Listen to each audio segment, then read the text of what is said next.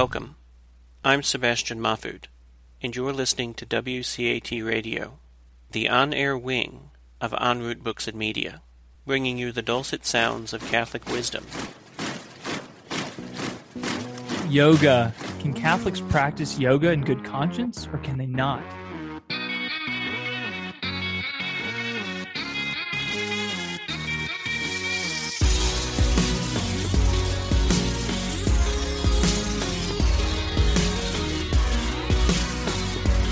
Welcome, everyone, to Polycarp's Paradigm. My name is Eric Robinson. I have an amazing guest with me today named Anna.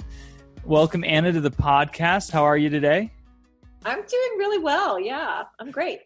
I'm so excited about this conversation because your story is so unique and powerful to me. And basically, my understanding of your story is you got really, really into yoga, like almost as into it as you can possibly get on the religious side of things, like becoming even a Sikh. And then it was just a year ago that you became Catholic, which is a pretty dramatic conversion. And so I'm so excited to have you on the podcast because I wanted you to take our listeners and me through your story. And so let's start from the beginning. Like how did you grow up? What was your childhood like, and what was your kind of religious background? Yeah, and so I'm really happy to share this. As surprising as the story sounds, I just want you to know I'm equally surprised. I never would have expected to land here, but I'm so grateful that I have. So basically, I'm a middle daughter. I have two sisters, and my parents were both Christian. My father was actually Catholic. He's from the Philippines. But whenever he came over to the United States, he totally assimilated. So we kind of just became Protestant. And so I remember I have very few memories of going to like vacation Bible school. We would go to church, and then eventually we stopped doing that. And we had dysfunction in the family. I know it's like a buzzword, but we really did. There was a lot of like just stuff that wasn't dealt with. And the church, going to church every Sunday fell away when I was quite young. And I was kind of like left on my own to figure out the world. And so that's kind of, I remember, what I learned about spirituality? Oprah Winfrey. Really? Yes, Oprah Winfrey. She had on this dude named Gary Zukov. I mean, I remember specifically Gary Zukov, Marianne Williamson. These are all like New Age people. Eckhart Tolle, and for me, like everything that I knew about Christianity was so like from an unformed mind. It was a child's perspective. It was very fear based. So basically, like, hey, if you don't believe this, you're going to hell, sort of paradigm. Exactly. Yeah, exactly. And there wasn't any of the there just wasn't. Like the idea of salvation, I didn't understand any of it really. And I really carried that with me through my adult years. So how old were you when you got exposed to Oprah Winfrey and started kind of listening to some of these spiritual gurus, if you will? Yeah, I might age myself, but I think it was probably in my like high school years. Okay. High school years. And I just remember, maybe it was a little later, but I just remember like, wow, this sounds right. It was spirituality, but it was so open, and it was all about love, and God is everywhere. And there's a lot about manifesting and creating your destiny. And there were all of these concepts that as I look around now, they're everywhere.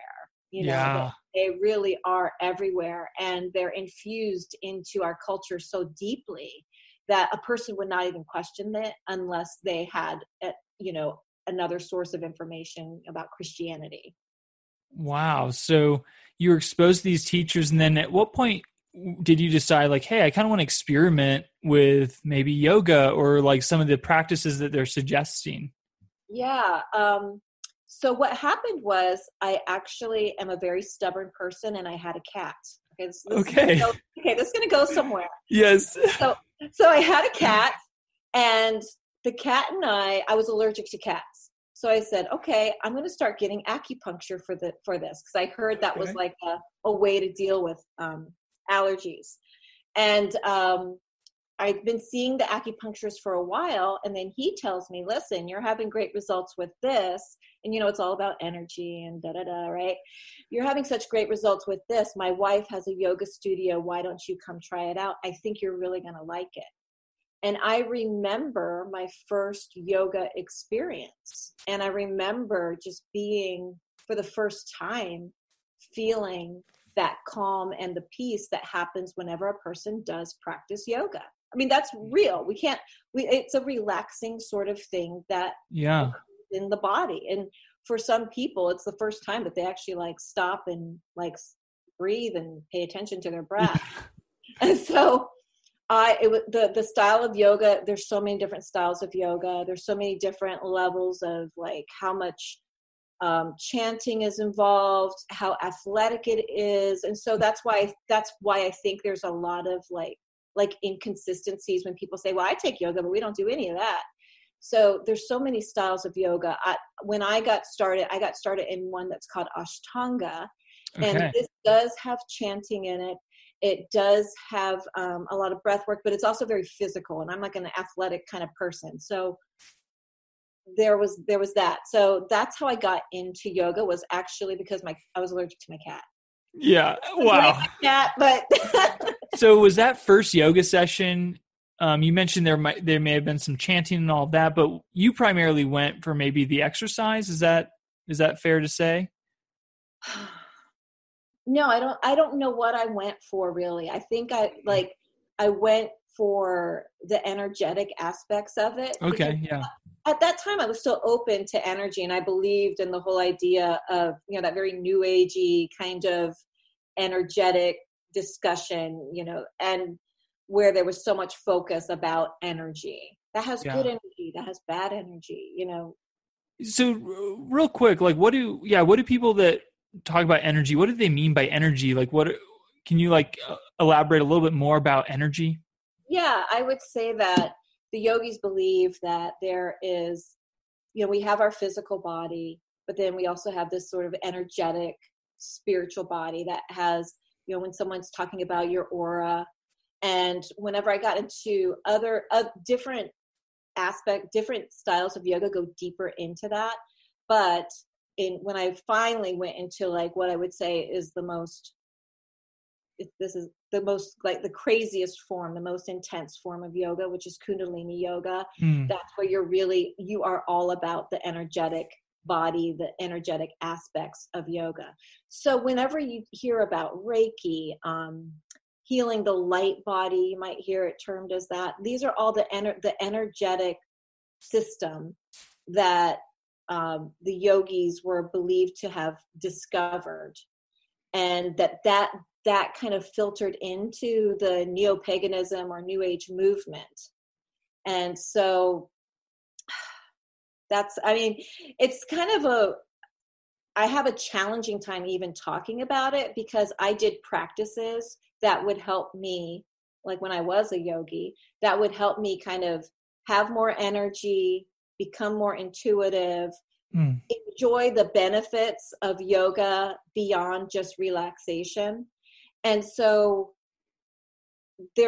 sometimes when I talk about it, people are like, well, that's just a bunch of hooey, that's a bunch of BS.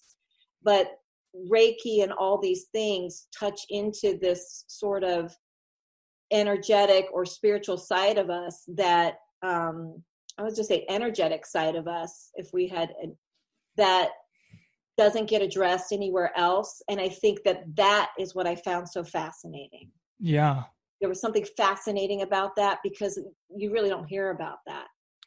Yeah. So from your perspective, it's definitely a real thing as far as like what you experience and all that with these energies. But I guess, and this may be jumping the gun, but I guess what you kind of came to see is like, but is that coming from a good source or a bad source?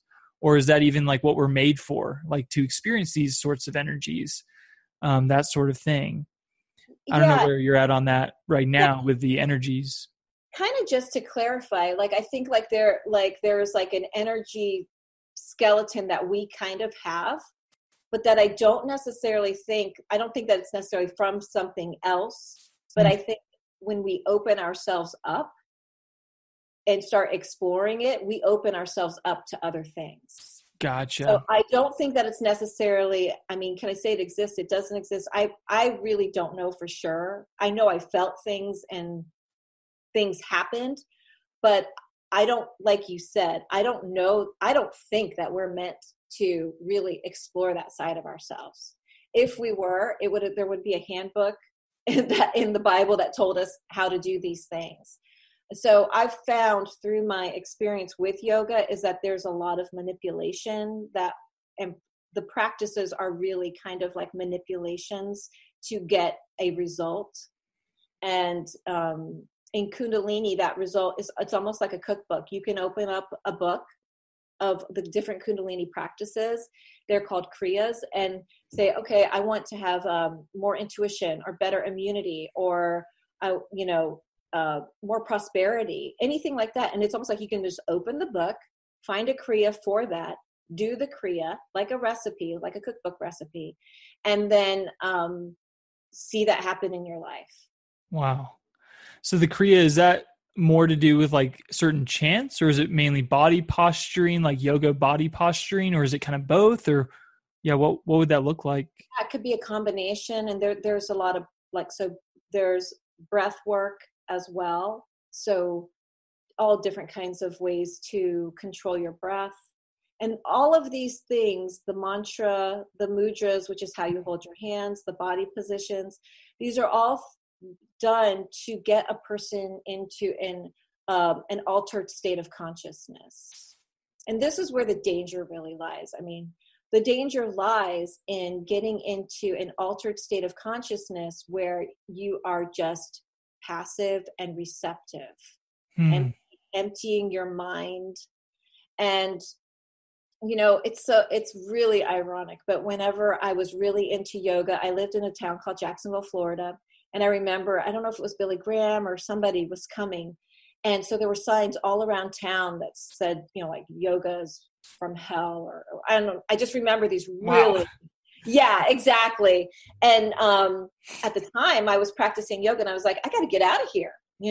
Obviously, I'm in this is where, this is the way I used to think, but I was like, I live in the Bible Belt. This is I don't belong here. And now coming full circle, there's actually, I can see why that billboard was there. Yeah.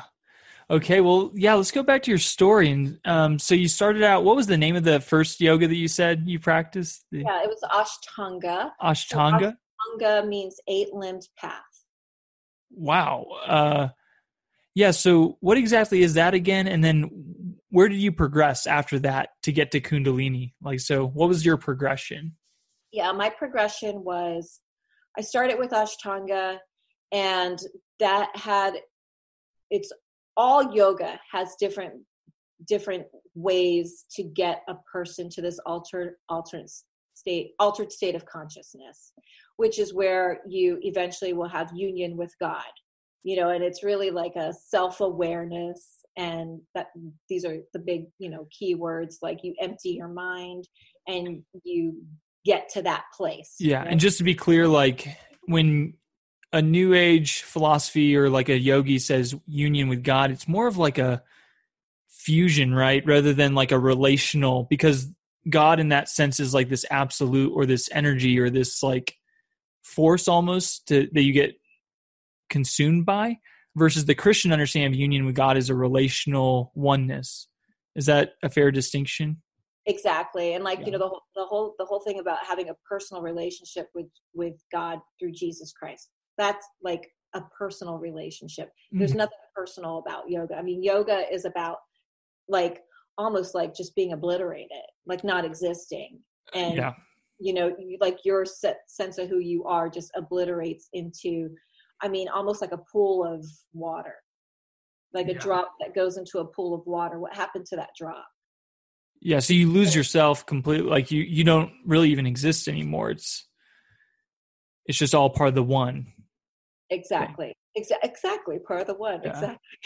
It's hard because I have someone close to me that's really into yoga. So it's very difficult because some of the terminology is very similar, and like Christ consciousness gets into play.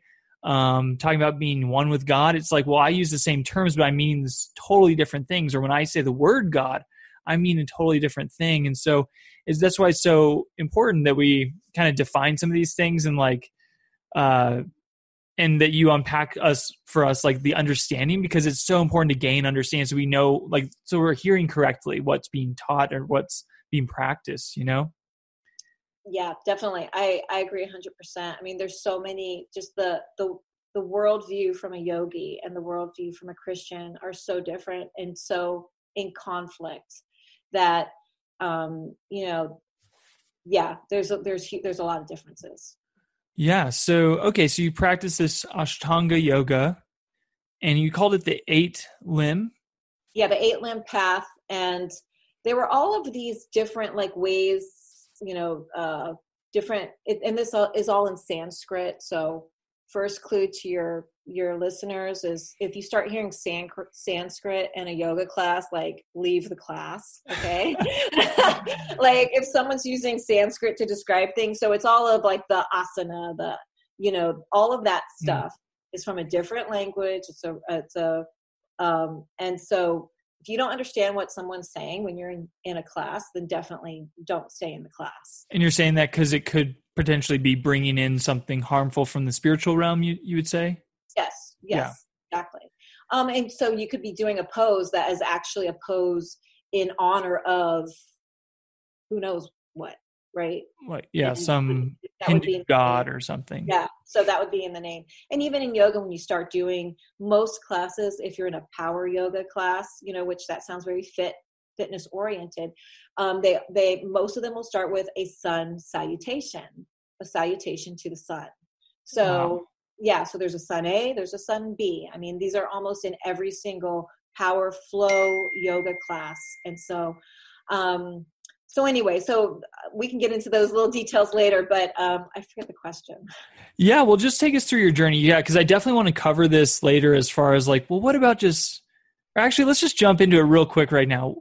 What about exercise, just yoga for exercise? Like, what about forgetting all the spiritual stuff? Because you kind of dove into more of the energy and stuff, but what about just your normal everyday yoga class is just like, we don't do any chanting, we're just doing postures? Like, what do you say about that? And we can circle back to this as well later. Yeah.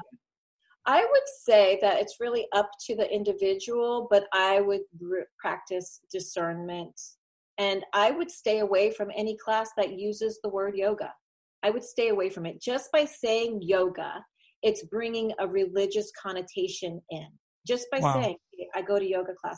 I almost like even try to catch myself from saying I wear yoga pants. I mean, yoga has infiltrated our culture to where now we have stretchy pants that we call yoga pants.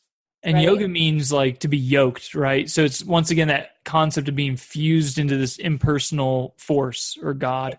Exactly. And so I would say go to a fitness class that has stretching. Go to a stretch class if that's what you're looking for. But I'm really firm on this, but I think it's only because I went so deep down that rabbit hole that, and I've also read, this is a book, I don't know if it's going to come out backwards, but it's called Yoga, Tai Chi, and Reiki. And it's by an Australian, I believe he's an exorcist. And he compiled a lot of stories about yoga, Tai Chi, and Reiki, and about people that practice. And this book actually is the most, as someone who used to practice for so long, it really identified things that I could put my teeth into. It wasn't written from the perspective of someone who never practiced yoga but thought that yoga was bad. It's written from the perspective of like, these are real people. And so he could correlate what a yogi might say is something called prana, which is like life force, that could be confused with what is Holy Spirit. Okay.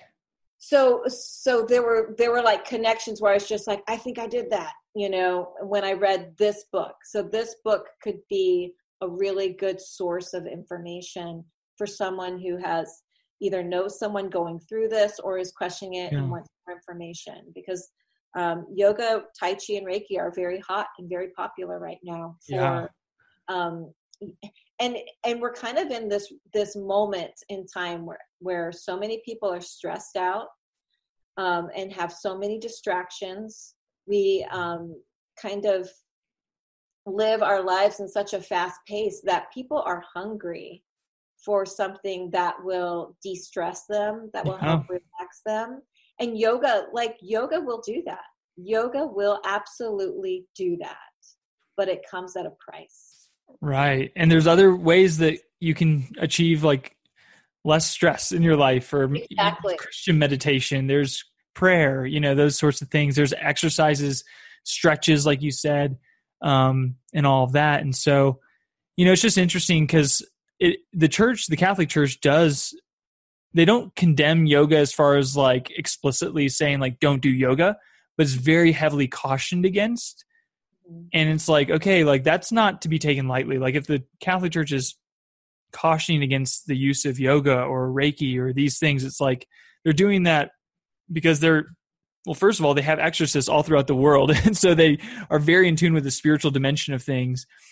And also it's like they've seen the effect that it can have on other people. So I guess my kind of view right now on the yoga thing is, I can certainly understand doing it just for exercise and all of that, but I would say it's almost like a gateway drug to the spiritual stuff, to where it's like, is it really wise to open yourself up, even the slightest, to that? Like it can quickly lead you down a rabbit hole towards new age ways of thinking, which to me is very demonic. Like it's just like, no, you're not God. Like, and you're not going to become God in the sense of like this. And it removes all relationship with God. And so I see it as a danger to open up, even if it's done kind of from the perspective of, hey, I'm just doing it for exercise. It's like, yeah, well, it's like you don't know exactly the effect that it can have in you or where it can lead you. And so, yeah, going back to your story. So you practice Ashtanga, the 8-limb way. And then how did that evolve to the next phase of your yoga journey? And feel free to comment on anything I just said as well. Oh, yeah. Well, I totally agree with you 100%. It's a slow erosion. And that's what moms actually come to me a lot. Moms who have daughters who are getting into yoga. They're like, yeah, she started going to the studio and now she's going every day. And now she's going to be a teacher. And now she's going to Bali to a retreat. And she just doesn't want to come to church anymore. And it doesn't start off with she doesn't want to go to church anymore. It starts off as like, oh, I just want to take a class for relaxation. And then it is a gradual, it can be a gradual process where people leave the faith because of it. And in every yoga class, you just don't know what you're going to get. If someone's going to be playing music in the background, that is yoga music. I mean, there's all kinds of mantra music where it's just the same mantra over and over and over again. And it sounds really beautiful. There's beautiful artists who sing this music. It sounds delicious to the ears, right? But it's what it's saying that, starts to kind of get in there. And so there's music. And then at the end of most yoga classes, there's something called it's called Shavasana or corpse pose. So this is like after you've done all the hard work, you've been in postures, you did all warrior 1s, warrior 2s, whatever. And maybe it was an aggressive class or it wasn't. But then at the end, that's where everyone lays down and they get into the posture, close their eyes, and it's just 100% letting go into emptiness. And so you're in that altered state, totally open. And for a Christian, you never want to just be totally open. We want to have Jesus on our mind, and we want to be protected from anything coming in, because you have an open space. What's going to, come in there? And so that idea of what you mentioned, the gateway. And so it could only take one class. Okay. Wow. That's what I'm saying. That Shavasana corpse pose, that is in every class. Now, maybe it's going to last a minute, and in another class, it's going to last 10 minutes. So it could take one class, or you could practice yoga for 10 years and maybe never have anything happen. But like you mentioned, you just don't know. Yeah. And so also I'm curious about chakras, like, because I hear a lot about that in the yoga practice. At what stage in your journey did you start learning about the different energy centers in your body and like unlocking those things? Was that more of a Kundalini thing, or was that even before that? That started off pretty early Okay. on, because that's kind of yoga talk, so you're learning about the different chakras all the way up. And then definitely, I also, so just like I told you, I was stubborn. I like when I do something, I go 100% in. It's like ridiculous, okay, in some way. But I was really into this neo-paganism, New Age movement. I was really into shamanism. And in shamanism, I learned energy medicine. And we also went into the whole chakra stuff. Okay. Okay. So it's really infused into the whole New Age mindset and like what people learn. And it's coming from yoga. And so part of when I did eventually get to Kundalini yoga, which was probably the last like 5 years, which is where things really, I became aware of just more things that were scary about yoga. And that's whenever we really went into just focusing more on the energetic side of things. But I remember I co-led yoga trainings where I would bring my little pendulum and hold it over someone laying down and hold it over their chakras, and you could see the thing spin, And so, and then you do something and then it spins the quote unquote right way. And so this to me was proof of something. But I think we go back to the beginning of, our first part of our conversation, which is, are we meant to be diving into that stuff? Are we meant to be accessing whatever that is? And I don't think we are, to be honest. I really don't. Yeah. So did you become a shaman like before the Kundalini exercise of yoga? Like, and what does that mean to be a shaman, and what is energy medicine exactly? Yeah. So I went through, there's actually a training. I went through a training there was a Dr. Alberto Vioto, and I believe he was in San Francisco. And I was out in California by now, and had left Florida, went out to California and started to really explore a lot of this stuff. And I went to like trainings for shamanism and went to Peru. I was very much like, I was fascinated by the indigenous cultures. I went to a place in Guatemala, it's Tikal, and this is like where the Mayans were. And so there's all of these like ancient sort of civilizations and the medicine that they practiced, and the Incas, and so there was like this fascinating aspect to it. And then also the energetic aspect of like feeling the sensations of what I was feeling. And but at the same time, it's just such a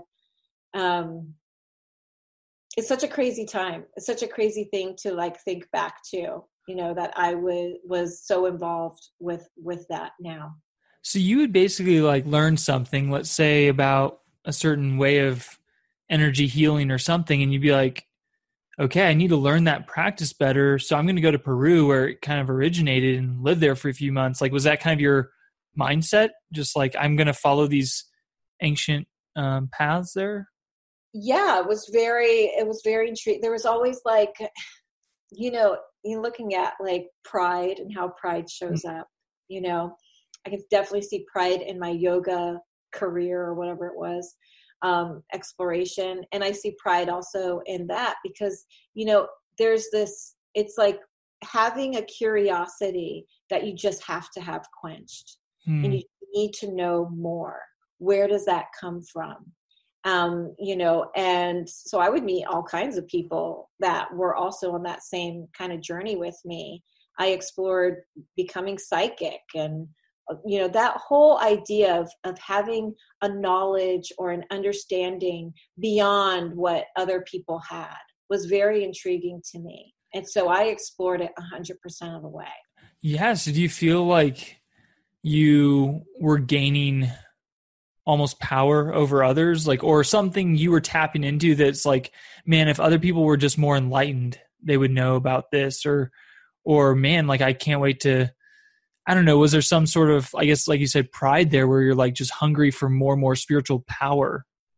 Yeah. And for me, it was like, I really wanted the ability to like know more than, Yeah.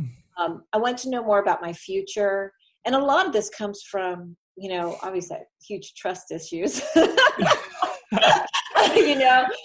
all, like, I think it all goes back to like my childhood and what I, perceive myself to have lost or to be without. And so like, I was really looking for love. I was looking for something that I didn't get in my childhood. And it seemed like this new age lifestyle, yoga, all of it somehow filled that hole. But what it really did was just create a bigger hole. Yeah, because it like never ends. It seems like to me, just from kind of the outside looking in, it seems like there's always another practice. There's always another place. There's always another thing you can learn that like gets you more enlightened or whatever, but it never actually satisfies because there's always something else. And it's like, oh, what I had just learned 10 years ago is so inferior to what I'm experiencing now. That's just like what it seems like to me from having some people close to me, like I said, that are kind of deep in that. Yeah, it's like a never-ending exploration of self. And that's another thing. It centers on the self, right? Like, so it's not about like giving glory to the one true God and like having a relationship with him. It's about like, how can I just be I don't know, like, how can I just be one with the universe? How can I achieve this nirvana for myself? And some people do come at it with maybe a more selfless understanding of like, no, I want to learn these healing practices because I want to heal people.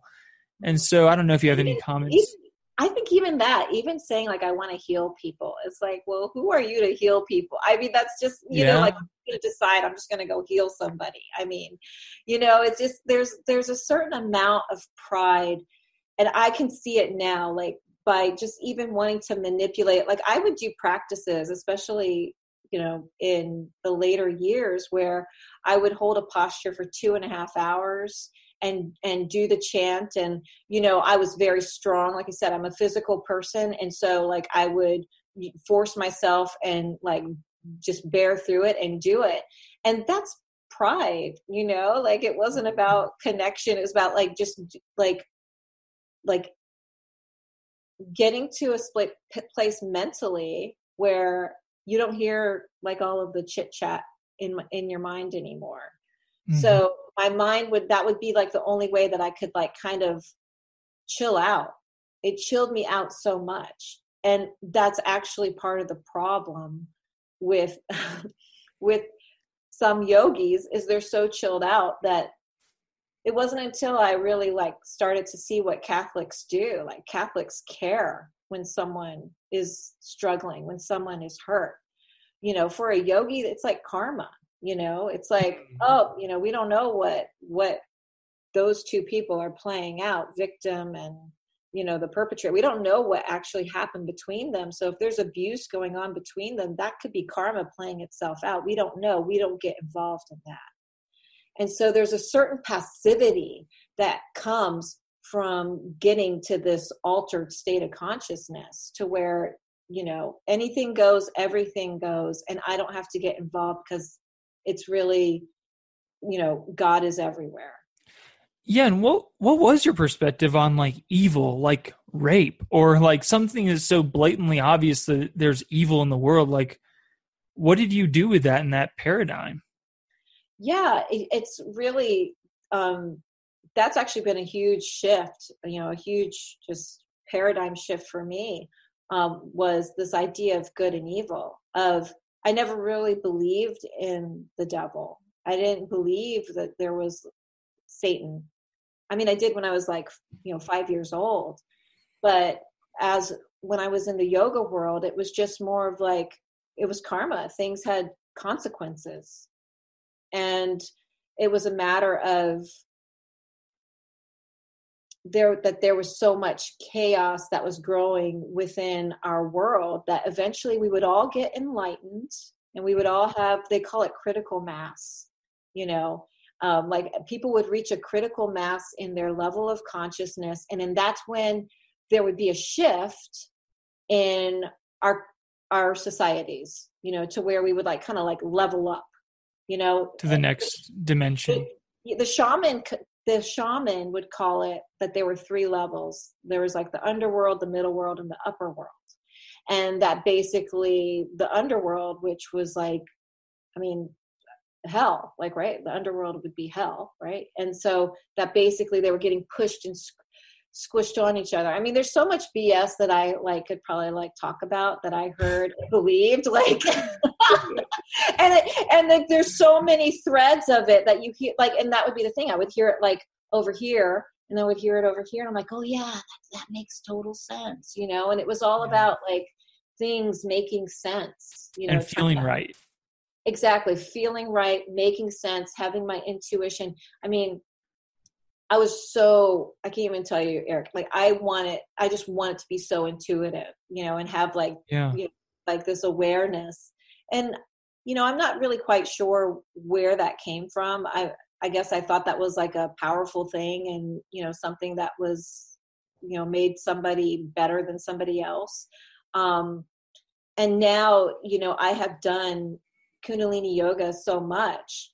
And all of the yogas work on your central nervous system in some way, but I've actually like done something to my central nervous system that where I like, like my hands tingle a lot, my feet tingle. I have weird sensations in my head. Like I basically, when I did yoga, it would like do something. You were like pulling energy up to, go here, which is like what they consider the 6th chakra, which is where your pineal gland is, or pituitary. I forget which one, pineal pituitary, but you're basically trying to like activate that. And so now I have constant throbbing in that area of my body. Wow. And I know I wouldn't have that if I didn't like spend out years basically trying to do that. So there are ramifications, after practicing for so long. Yeah. And so once you got into Kundalini, you then became a Sikh. What is a Sikh, and how did you become one, and like why did you do that? Yeah, so good question. Yeah. Why would you do that? Okay, so what is that? Why would you do it? So Sikhism is like probably the 5th largest religion, and it kind of is a hybrid of many religions, from Buddhism, Hinduism. There's even some like Muslim in there, and some Christianity. Think of it like if New Age people had a religion, this could work in some ways, because it was like everyone's praying to the same God.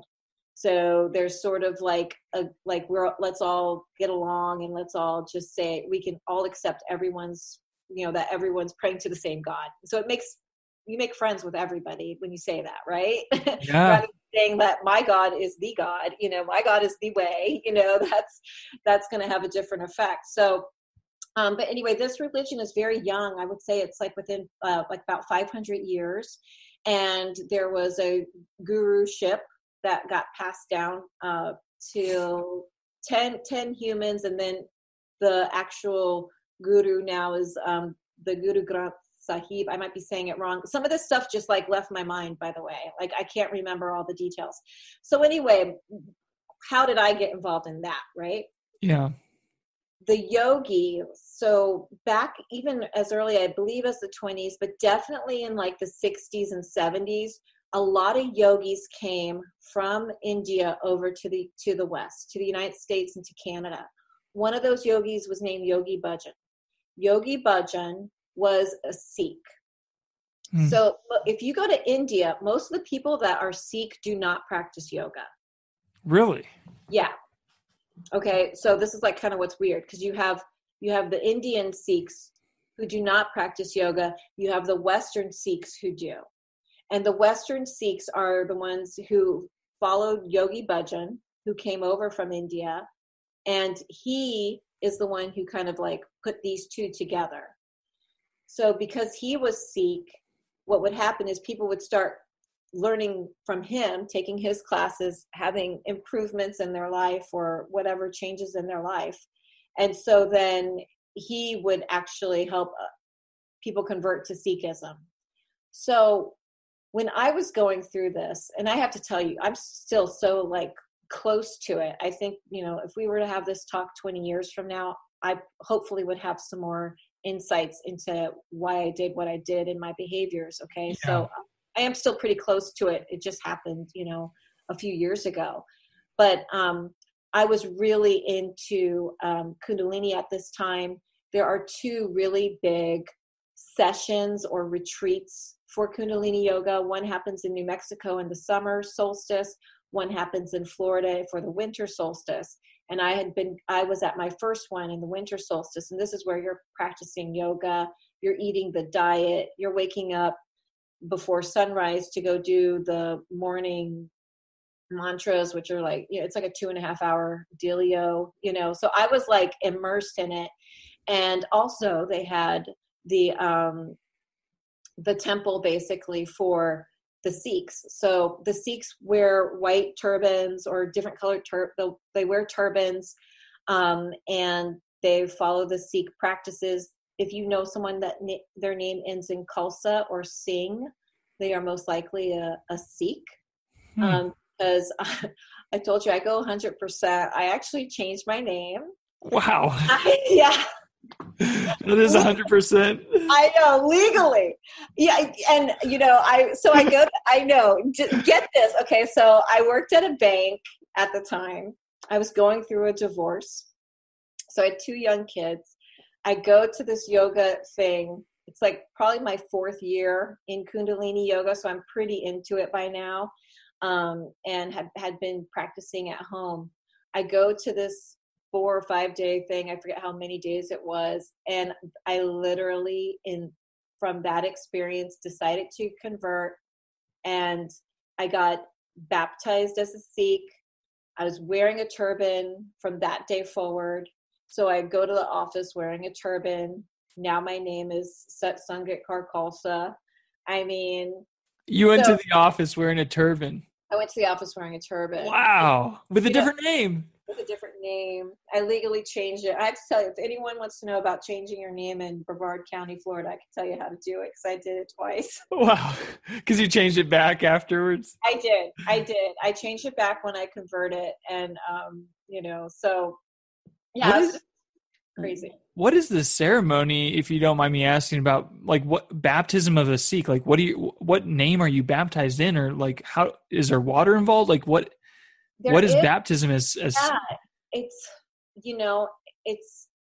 it's a lot of like I don't know, I want to say confirmations of like you say, yes to the things that you're going to believe. There's 5 Ks that you believe, and I'm going to mess up the K, but there's like Kesh. These are all like words in I think it's called Gurmukhi, but a different language basically. And you agree to it. And the guru, gosh, what's his name? See, I forget all the names and stuff. It's crazy, but it's about the guru, and I'm forgetting his name. One of the gurus is kind of like the one that it's not like you don't see the gurus as a god. They're more like messengers, I think. And so, but there are 4 or 5 other people that were receiving the rites or getting baptized as well. There's about 5 people kind of running the show, and you go in like 2:30 in the morning through this ceremony, and they do eventually like pour some sugar water stuff on your head. Okay. Wow. So, and after you became a full-fledged Sikh, I guess you continued to practice Kundalini yoga, and like, how did it develop? And then like, what would you say was kind of the peak of your, like, this is the furthest extent I went? And at what point did something change where you're like, maybe this isn't right? Or maybe, I don't know, what was the first inkling of like a turning away from that and turning towards the Catholic Church? Yeah. So I was really into it, and eventually went to started going to a certification, which I lived in Florida at the time, recently divorced, and started going up to the certification from one of the really big teachers. His name's Mahan Rishi, and his wife, in New Jersey. And I would go once a month up there. And I was just, full throttle with it, 100%. Would wake up in the morning, 2 to 2.5 hours of practicing, and doing the chanting. And I would say that, like, this is so, and like, this is why I say, like, in 20 years, I might understand what happened more. But I would just say, like, just energetically, just things started to, like, show up. Like, I felt like there's, like, more, like, astral type of stuff. And, like, I'm not the type of person, even then, like, I don't want to talk to dead people. You know what I mean? It's like, that's not, like, I don't want to channel and talk to dead people. I never was into that. Like, that to me was, like, super duper creepy. But I felt like I started to have these, like, I know, like, seriously, wasn't my thing. Thank God that was not my thing. You know what I'm saying? Because that is, like, you are just, like, talking to demons. So, but I start to have these, like, weird experiences, like, energetically, and more of, like, this, like, astral realm type of stuff. And at the same time that was happening, I found myself having these weird experiences where, even though I was, as a Sikh, I wanted to be closer to God. Like, I was seeking God, I was seeking God in the wrong place. Okay. So, like, looking, like, still back from, like, my childhood, looking for love in all the wrong places. Yes. I was seeking God, but just in the wrong places. And I was, like, willing to go through whatever I had to go through to find him. And so I remember starting to have these weird experiences where, like, I was driving home from work, and I had a very long commute, and I would just get angry, and it was almost like Tourette's was taking over me, and I would just start like cussing at God, literally cussing, like, in the car. And I'm just like, after it happened, like, it felt good to do it, and then after it happened, I was just like, what was that? Where'd that come from? Yeah, where'd that come from? And, I had a very strong yoga practice. And then other things start to happen, like, where I saw this show about another yogi, or, like, he's a yogi. His name's Osho. And Osho, in the New Age world, is very wise and has all of these, like, writings and books. Well, there's a documentary on Netflix about Osho, and when he came over to the United States and kind of started a cult on the West Coast, where it was getting really ugly. There was conflict between the community he created and the existing people that lived, like, that were like ranchers. And so anyway, I started watching that, and there were all of these stories about Yogi Bhajan that just didn't line up with, like, what a good leader, the qualities a good leader should have. And so, like, there were a couple things happening at the same time. And then I had a friend who, during the time that I knew him, he reconverted to Catholicism. And somehow he also has a podcast. So I was listening to his finally one day I was just, like, listening to his podcast, and I was like, oh gosh, he's just going to be going off about Jesus. And I was like, poor guy, right? He doesn't get it. I know. And so I listened to that, and I was just so, I don't know I can't even describe what it was, but something inside of me was like, I was mad at him. And I was like, okay, so now, like, you're following Jesus, so now what? We can't be friends anymore? You think I'm going to hell? Like, what do you think about me? And, like, where do I fit in if you're going to, if you're not Christian? As far as where do I fit in the scheme of, like, I just felt like, obviously, we couldn't be friends anymore or something. I don't know. Or that he'd be judging me because I'm not Christian. So I had all of this baggage from, what I thought Christianity was about. And that baggage obviously showed up. So anyway, it just started a very long dialogue, and and there were just a lot of like emails that we had going back and forth. And eventually he kind of recommended that I read a book. What was it? The one by C.S. Lewis. The Screw Tape Letters? Not that one. Mere Christianity. Mere Christianity. Okay. And I remember it was like June. By this time, it's like my yoga training went from like October to September. By the time I actually picked up that book, it was like maybe like July 4th. I just, for whatever reason, remember it was like, so it's like kind of getting towards the end of my yoga training. And now I'm looking at Catholicism and Christianity. And so I started reading that book, Mere Christianity. And then I watched on Amazon some show that, I mean, it was a show about Matthew. It was the book of Matthew, where maybe it was like 5 different 2-hour long things. It's okay. like in the 80s. And Jesus is like depicted like so friendly. Like he's like smiling and happy. And, you know, it just was against all the way that I had like experienced, you know, who Jesus was. But he was just so friendly and caring and loving. And there's a part, you know, like how, so the show, it goes by verse for Matthew. And then the actors are acting out what's the verse and so there's parts where Jesus is going to find his apostles, right? So he goes to get the fishermen, and then I just remember there's this one scene where it just closes in on Jesus's face, and he's just like, "Follow me." And I was just sitting there, and it was like I felt it in like my heart. Wow!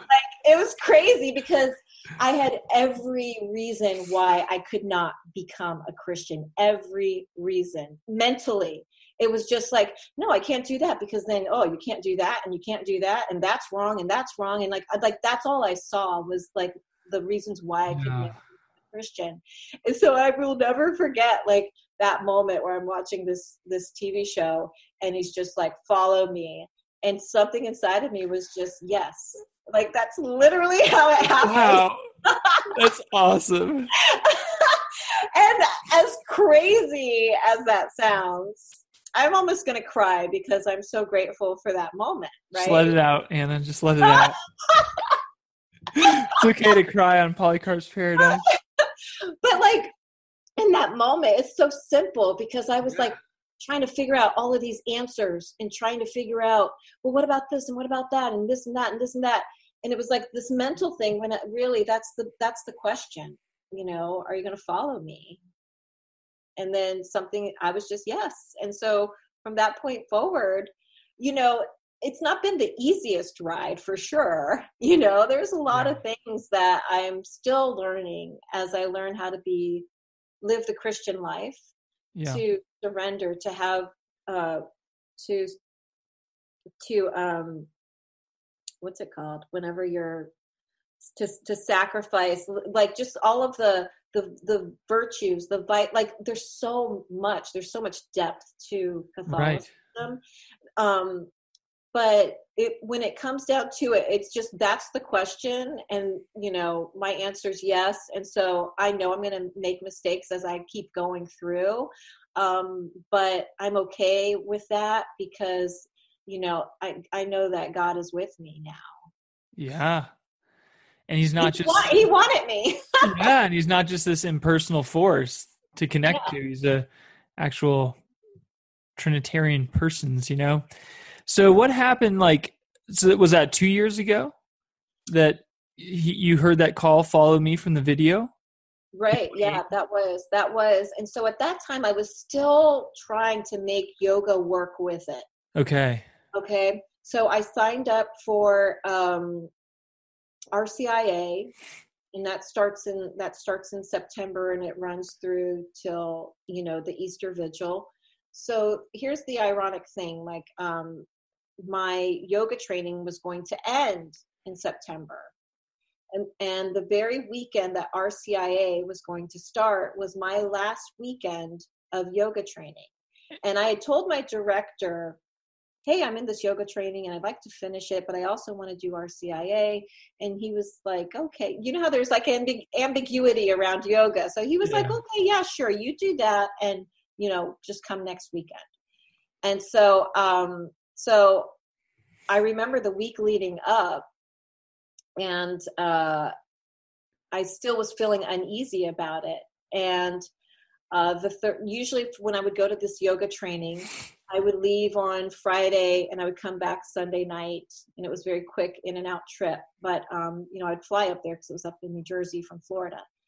And on Thursday morning, I was driving my kids to school, had dropped them off at daycare, and then I had a kindergartner at the time. And I remember getting to the stoplight that was pretty close to where I just dropped them off. And it was almost like I started to see these little floaters, like, I don't know if you ever had this happen, like where you just have like something just cross your plane of vision, your field of vision. Right. And what happened was I'm at this stoplight, and like, there was floaters. They just started to like so many of them that I literally could not see if I was just looking straight ahead. And I remember I was like, if I tilted my head like this, I could kind of see, and my eyes were like kind of like watering up. And I was like, what is going on right now? This is crazy. Like, I've got to get home. And I lived like about maybe 10 minutes away. And so I was just like, what the heck is happening? This is like, I had no idea. I'd never had that happen before. So I, instead of pulling over, which I probably should have done because I had a hard time seeing, I ended up like driving all the way back to my apartment. I almost missed the turn for my apartment. And by this time I'm getting like really disoriented. I came up to my apartment, and I remember picking up my phone, and I was like, what is going on? Like, I just kind of like lost touch or something. And I remember going onto Facebook and just trying to see something on Facebook that made sense to me, because like nothing was making sense. I know it sounds kind of weird to go to Facebook for something that makes sense. Facebook helped me make sense of the world. But I was all by myself. Okay. So I go on Facebook, and I remember like reading someone replying to something I had said, and it was a woman, and I know who it was now. And I remember looking at it and thinking, I have no idea who that is. Like, I know I should know who that person is, but I didn't know. So I ended up laying down on the sofa, doing some deep breathing, and eventually came out of it. And when I came out of it, I knew, I don't know how I knew this, but I knew I had to make a choice. And the choice was yoga or Jesus. And that moment, I decided for Jesus. I emailed my yoga teachers, and I just said, hey, I'm not going to be coming to the training this weekend. And I ended up starting RCIA that Sunday instead of missing it. Wow. And I've never looked back. Wow. That's awesome.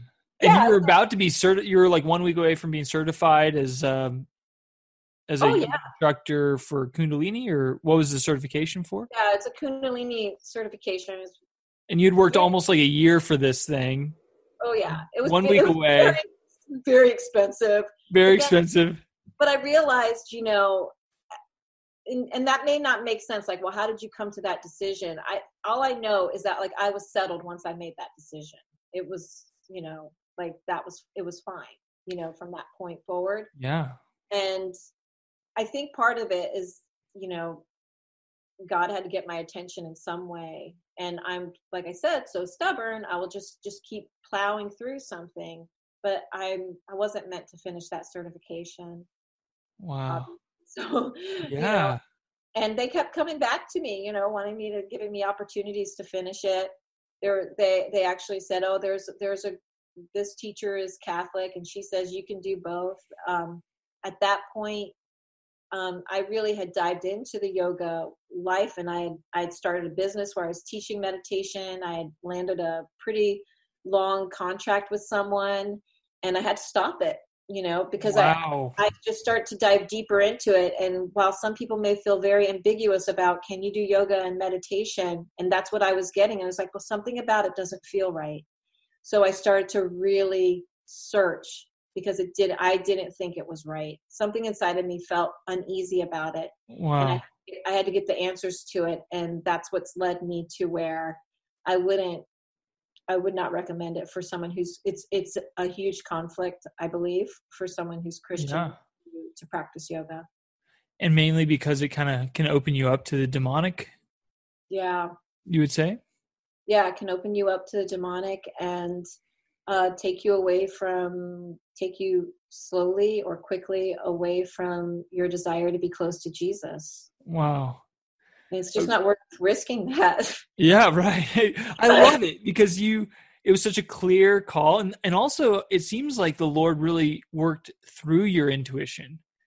He's like he's convicting your intuition to basically say, like, I'm not going to make you feel right about this other direction. I'm going to make you, and so it's interesting that even your background trying to hone in that intuition, finally, like the Lord, like, all right, you want to just use your intuition? Let me show you. Yeah, exactly. It's really like a beautiful thing, And I think, I forget what I was listening to where I recently heard, like, that he will take whatever situation and he could change any situation, for his glory, for his, and so even something where I was so steeped in that stuff. I mean, I had idols. I mean, this was around me for so many years. Think over 2 decades. I went back. An elephant in the room, so to speak.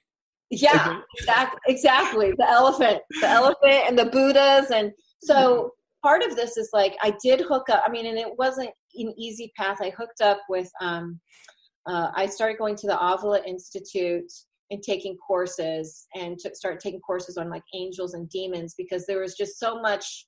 I just felt like I needed to know, like, how can I tell what's happening? I felt very like, I just didn't know. And so I wanted to find out more about that sort of spiritual side. And also I was like worried that I was like possessed or something. Like I really felt like I had opened myself up to so many things and I just didn't know, and I felt I felt like I had opened up my own intuition so much that there's stuff flying through there that I don't even know what the heck it is, Yeah. And so I really needed to like get help for that and find answers. And there is help for people who are really steeped in New Age. I start to work with a woman named Susan Brinkman, who happens to be out of Pennsylvania as well. And she was in New Age for a long time, and she reconverted back to Catholicism. And she's like, listen, I'm gonna tell you what you need to do. It's just like 3 things, and I want you to know that it took me 10 years to figure this out. So I'm saving you because it is. What are they? It's such a rocky path. This part of it is okay. So even though I was baptized, and I started talking with her after I was baptized. And okay. So even though I was baptized and confirmed, because I had opened those doors, Jesus could not come in I had to literally like I forget exactly what I said, but she gave me a thing to say where I closed every single one of those doors. So I had to write down a list of like every New Age thing that I was into. And believe me, it's a long list, like seriously long list. And like, I don't know if you're going to like this part of the story, because like there's some stuff that happens. I'm just like, I couldn't even make this stuff Hey, up. Just share it. We'll see what happens. So I'm talking with Susan, and she tells me, okay, here's your next step. And when you're dealing with somebody, I think you're dealing with someone where they're in this like vulnerable state, where they've opened doors, and, you kind of don't want to force them to do anything. I think they need to choose where they go. They need to choose Jesus. They need to choose God. They need to choose it. We can't push them into anything. And she was very, very open with me. And she was like, okay, listen, this is the next thing I want you to do.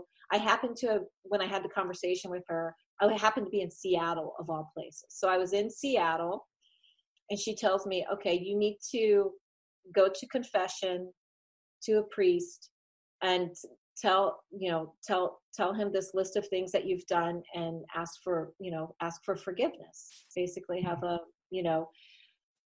so even though when I was baptized, it washes all your sins away, you still have to do this. And so and that makes sense, because like we do have, even though your sins are forgiven, you still have concupiscence, you still have that inclination, you still have these wounds that opened you up.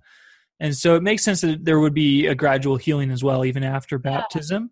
Maybe not necessarily needing forgiveness for those sins because you already got it, but maybe for your own sake to have that space to close those doors. Exactly. Yeah. And so I think there were prayers that she had me do before I went to see the priest. And I don't know if they were like deliverance prayers, but I was visiting a friend who had an Airbnb, and the people that owned this Airbnb, they had all kinds of crazy Hindu gods, statues, like freaky, intense stuff. Like the kids were afraid. And I was just like, oh, this is just really apropos that I have to like declare this here, and now I have such I wouldn't say it's like I don't despise those statues and all that stuff, but I do in a way. Like I don't want to be near it. I don't want to anyone. Right. But I just found it so ironic once again that I was surrounded by that sort of evil sort of presence, but still kept very safe, in Christ, and so, and then I did go to a mass in Seattle, and the priest was he was so kind to me. Wow. He told me he was going to burn that for me that night. And burn what? Burn the paper that I'd written all the stuff. Oh, nice. He's going to burn it for me. And so anyway, so she really helped me with that. And I was just like last 2 months ago visiting an old house I used to live in California, and going through boxes in the garage, and there was still more of that stuff in there that I'd throw away. 2 weeks ago, I'm cleaning my apartment, and there was this old picture that I had gotten from Peru that had Pachamama on it. Wow. And I was just like, wow. Like, so getting all of that stuff out is huge. Getting all of that stuff out of my house, my apartment, because I was in it for so long. And there's times when, we repeated mantras, over and over and over and over again. There's times when a mantra will come into my head and I have to like literally like just be like, shh, cut it out. Or my hands want to go into a certain mudra.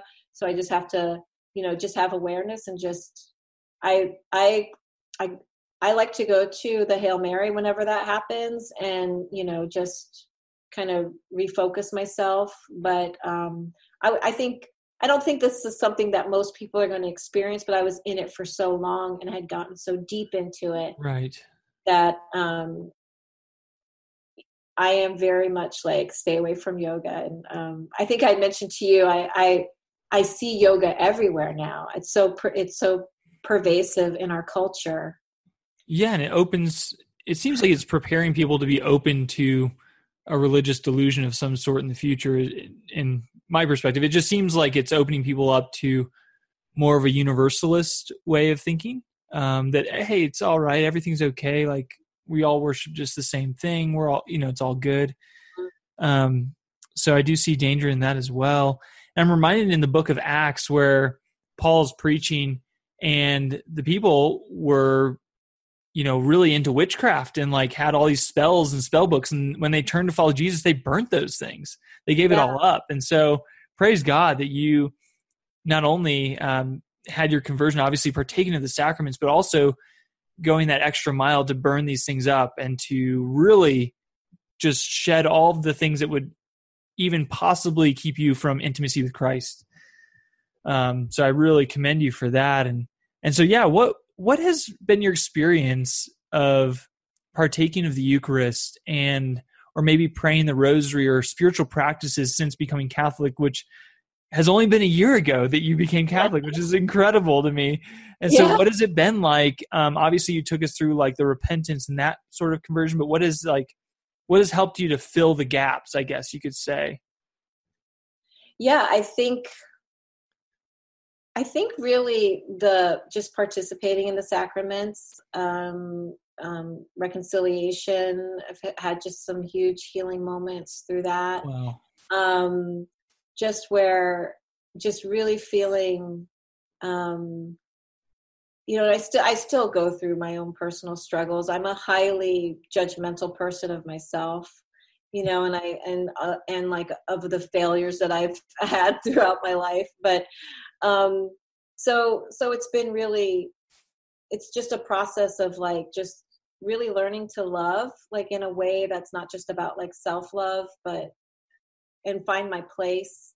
And so participating in the sacraments is really a part of that. And just to tell you a little bit that, is I think a miracle. I have 2 daughters. Let me show you a little picture. Little 2 daughters. Oh, nice. Little daughters, right? Yes. So I have Layla and Kira, and I'm divorced now. Okay. And my ex-husband, he's more of like a spiritual, not religious type of person. He goes out and he surfs, and that to him is spiritual. That's his spirituality. And even though he did go to Catholic school, and his mother is Irish Catholic, believe it or not. Well, after I was baptized, I was like, I got to get my kids baptized. Like, seriously, this has to happen. Yeah. Like, I need to do that. And so once I was baptized, I just started to like plant the seed with him. And I remember the first time I talked with his mom about it, because I knew she was Irish Catholic. She wasn't really practicing, but I know she does sometimes go to mass. And, she seemed like okay with like the idea, like that she would like it. And so then I brought it up with him, and I was just like, what do you think about getting the girls baptized? And the first time I asked, no, don't feel comfortable about that. Not at all. And then I started to tell my friends and ask them, hey, can you please pray? Can you please pray for my daughters to be baptized? And I talked with his mom again. And then when I asked him maybe a couple months later, he was more open, and I was just like, yeah, I think it would make your mom happy. And, he was like, yeah. And so, believe it or not, October 27th last year, my daughters got baptized into the Catholic Church. Wow. My ex-husband held each one there, as they Praise God. involved. And so, now it's all about like their catechesis. So as I'm learning, I'm trying to teach them, and it's really like especially with what's happening in with the virus and everything. The other day we did a decade for the people that are suffering from the virus, and I pray with my girls. They, on the flip side, he's reading Harry Potter to them before they go to bed at night. And so, so it's like there's these 2 different worlds, but I just think it was a huge miracle that because I needed his consent for them to get baptized. Yeah. And this has been awesome. So just to wrap up, what would be your final comments towards, number one, someone who is just deep into it right now and just thinks like, no, I'm enlightened. Like, I don't need to listen to this. I don't, what would be your advice? Like, what would be a question or some thoughts that you would say, hey, have you considered these things? And then secondly, what advice would you give to Christians about yoga? Just final comments there. Any last things you would want to share, please share. Yeah, I would say one of the biggest things that I realized was that everything that I thought about Jesus and Christianity was based on a very immature understanding. And once that I became aware of that, that really helped to open my mind. So I don't think that someone is necessarily going to start asking these questions on their own if they're already going down that road. And that's why I think it's really important for if you are a Christian and you have someone in your life who's going through that, to just talk about it, at first casually, and kind of let the other person in some ways lead the conversation, but to really just to open the conversation up, because there were a lot of lies that I had believed. And, eventually though, that person does need to go look for their answers too, we can't make them change. Right. But I would say, what's so powerful is that I still have people coming up to me today that knew me when I was Satsangat Khalsa and was wearing a turban. And people will still come to me today and they say, I was praying for you. I was praying for you. And so those prayers add up. So don't stop praying for them. Wow. All right. Yeah. And any last comments about Christians in yoga? Yeah, Christians in yoga, I think it's incompatible. There's other things you can do. And I would suggest there's something, if you're for Catholic people, they can do Pietra Fitness. Those are online classes that even stop and have scripture. And also there's another class online that does reading of the rosary. But that, and also meditation, mindfulness meditation that's based on Buddhism. These are things that if you're having to empty your mind and get into some sort of neutral space where there's no thought, that's a really huge danger sign. Don't do it, because you're opening yourself up potentially to something that you're opening yourself up to Satan. And, it's just a dangerous game. And I'm just so grateful that I was saved and from that lifestyle. And I honestly, as I talk about it, can't believe that I have been, but I'm really grateful for it. Wow. Anna, well, thank you so much for sharing your story. And it's just so fascinating to me. And it's amazing. I tell people sometimes hey, if God can save me, he can save anyone, and it's so cool there's so much hope, right? No matter how deep you are into anything, God's powerful and he can rescue you out of it. And he also even redeems what was there in the past. And so thanks again for coming on the show, and God bless. Thank you, Eric. I loved it.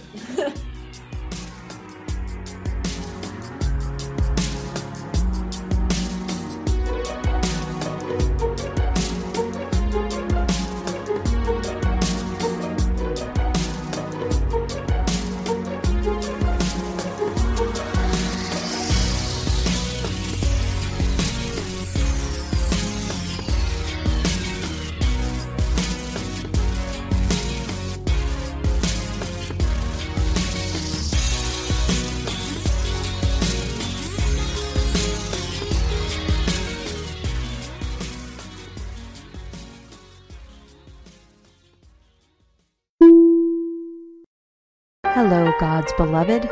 I'm Annabelle Mosley, author, professor of theology, and host of Then Sings My Soul and Destination Sainthood on WCAT Radio.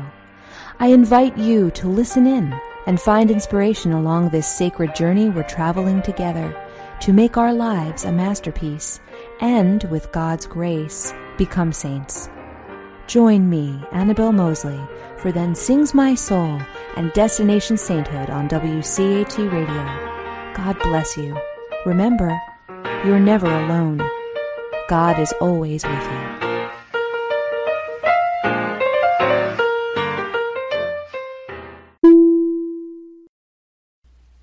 We hope you enjoyed the program and will join us back for another show on WCAT Radio. This is Sebastian Mahfood. Good day.